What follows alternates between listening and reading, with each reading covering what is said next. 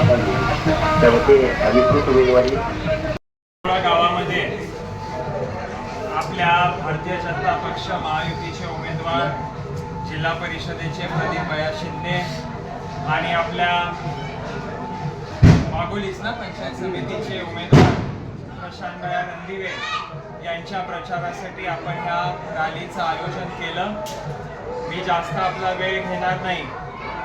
मी आपल्याला दोनच विषय सांगतो जे सारोळ्यामध्ये आपण प्रत्येक नागरिकाला सांगणं गरजेचं आहे। आज देशामध्ये कमळ आहे, राज्यामध्ये कमळ आहे, धाराशिवच्या जिल्हा परिषदेमध्ये पण कमळ फुलणार आहे आणि अशा परिस्थितीमध्ये आपल्या उपळा गटामध्ये कमळ फुलावं, सारोळा गावामध्ये कमळ फुलावं।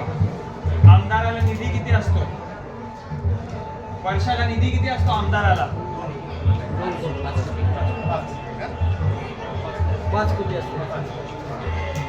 एका आमदाराला विधानसभेला निधी असतो 5 कोटी रुपये। तुम्ही इथं कमळ फुलवा, फक्त सारोळा गावामध्ये आपण 5 कोटी रुपयाचे काम केल्याशिवाय। आमदार म्हणतो त्याचं गाव आहे, त्याला सांगा मल्हार पाटलाचा शब्द आहे, फक्त सारोळा गावामध्ये आपण 5 कोटी रुपयाचे काम आणि या जिल्हा परिषद गटामध्ये किमान 25 ते 30 कोटी रुपयाचे काम केल्याशिवाय आपण शांत